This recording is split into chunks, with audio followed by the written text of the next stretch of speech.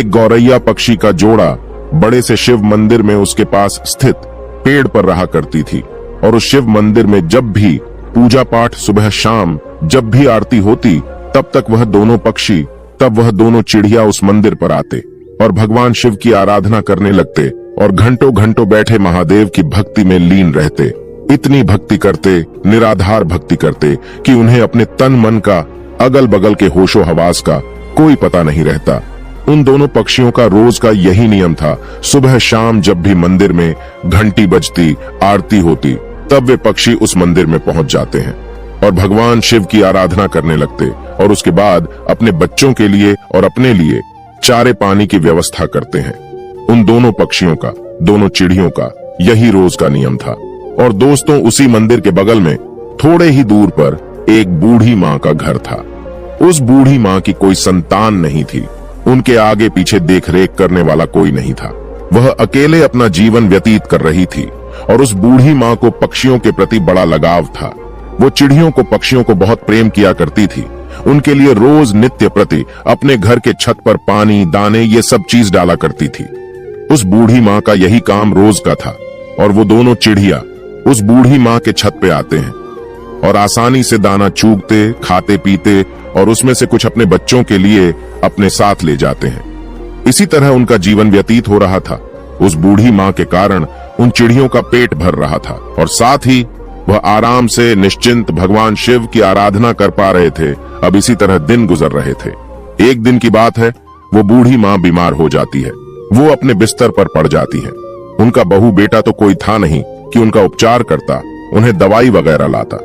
अब बूढ़ी माँ बिना दवा के, इसी तरह बिना सेवा के बिस्तर पर पड़ी रहती। अब वो अपने छत पर दाना पानी नहीं डाल पा रही थी। अब जब वह गौरैया पक्षी उस बूढ़ी माँ के छत पर दाना चुगने के लिए आते तो वहां दाना पानी नहीं देखते हैं, तो वो सोचते हैं कि बूढ़ी माँ कहाँ चली गई, दाना पानी क्यों नहीं डाल रही है।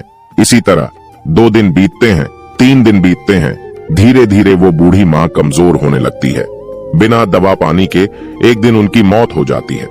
अब जब वो पक्षी देखते हैं कि बूढ़ी माँ का कोई पता नहीं चल रहा है और छत पर दाना भी नहीं डाला जा रहा, तो वह घबरा जाते हैं। वो बहुत ही परेशान होते हैं और उस बूढ़ी माँ को पूरे गांव में आसपास ढूंढने लगते हैं, खोजने लगते हैं। खोजते खोजते थक जाते हैं तो उसमें से जो मादा गौरैया थी वो अपने पति से कहती है, स्वामी, बूढ़ी माँ का कोई पता नहीं चल रहा है। बूढ़ी माँ कहाँ चली गई? वह हमें दाना पानी दिया करती थी और अन्य पक्षियों का देख रेख किया करती थी। वो कहाँ गई? हमने उनको इतना ढूंढा लेकिन वो मिली ही नहीं। अब हम क्या करें? उस गौरैया का पति कहता है कि प्रिय, हमने हर जगह बूढ़ी माँ को तलाश किया, बूढ़ी माँ कहीं नहीं मिली। एक जगह हमने उन्हें नहीं देखा, उनके खुद के घर में। हमें उनके खुद के घर में जाकर देखना चाहिए, शायद वो बीमार तो नहीं है। अब यह कहने के बाद वह गौरैया पक्षी बूढ़ी माँ के घर चले जाते हैं और जब अंदर जाकर देखते हैं तो बूढ़ी माँ अपने बिस्तर पर लेटी है। उनके शरीर में कोई हलचल नहीं। उनके चेहरे पर, उनके बदन पर मक्खियां भिन्न भिना रही थीं। वो पक्षी अपने पंखों के फड़फड़ाहट से उन मक्खियों को हटाते हैं, बूढ़ी माँ को जगाने की कोशिश करते हैं, लेकिन उनके शरीर में कोई हलचल नहीं। अब गौरैया का पति कहता है कि प्रिय, बूढ़ी माँ अब इस दुनिया में नहीं रही, उनकी मृत्यु हो चुकी है। यह देखने के बाद दोनों पक्षी बहुत ही निराश, बहुत ही उदास होते हैं। उन्हें बड़ा ही दुख होता है। अब उन्हें दाना चुगने के लिए दूर दूर जाना पड़ता है। अब इसी तरह शाम हो जाती है। शाम को जब मंदिर का घंटा बजता है, आरती होने लगती है भगवान शिव की, तब वह दोनों पक्षी उस मंदिर में पहुंचते हैं और एक पैर पर खड़े होकर भगवान शिव की निराधार भक्ति करने लगते हैं। उनका जप करने लगते हैं। 1 घंटा बीतता है, 2 घंटा बीतता है। इसी तरह बहुत लंबा समय बीत जाता है। इसी तरह बिना खाए पिए लगातार महादेव की भक्ति करते रहते हैं। ऐसा करते करते 1 महीना बीत जाता है। उन पक्षियों ने महादेव की भक्ति करना छोड़ा नहीं, महादेव की भक्ति करते रहे। ये देखकर महादेव भोलेनाथ बहुत ही प्रसन्न होते हैं और उन पक्षियों को दर्शन देते हैं। कहते हैं कि हे गौरैया, तुम्हें क्या चाहिए? तुम जो मांगोगे मैं वो दूंगा। मैं तुम्हारी भक्ति से, इस अखंड भक्ति से बड़ा ही प्रसन्न हूँ। छोटी सी जान होते हुए अपनी क्षमता से बाहर भक्ति की है, इसलिए मैं बहुत ज्यादा प्रसन्न हूँ। तुम जो मांगोगे मैं तुम्हें दूंगा। तब गौरैया ने कहा, हे प्रभु, हमें कुछ नहीं चाहिए, हमें बस एक चीज चाहिए। आप हमारी उस बूढ़ी माँ को, उस पुण्य आत्मा को फिर से हमें लौटा दीजिए।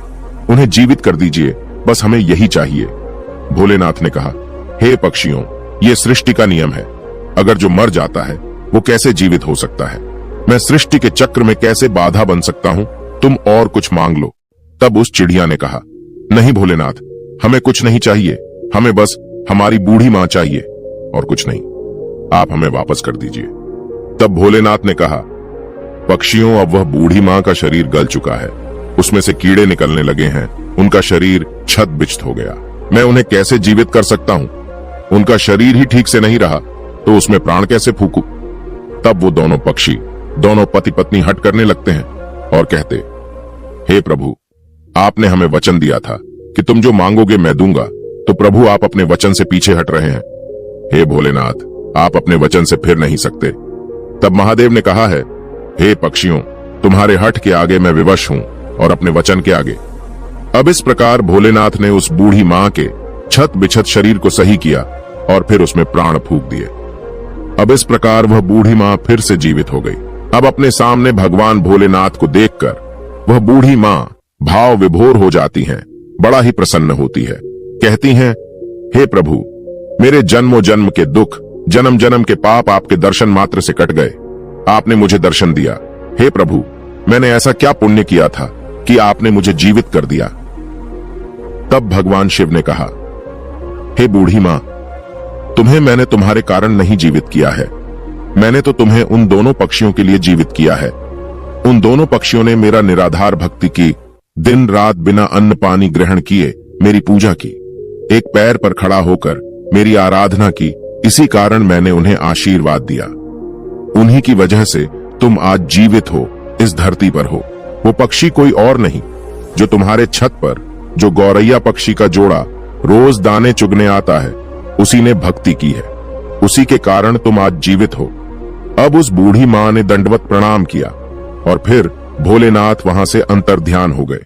फिर वह बूढ़ी मां फिर से अपने छत पर गाने डालने लगी, पानी रखने लगी और वह पक्षी, वह गौरैया पक्षी का जोड़ा उस मां के छत पर आते और पानी पीते, दाना चुगते।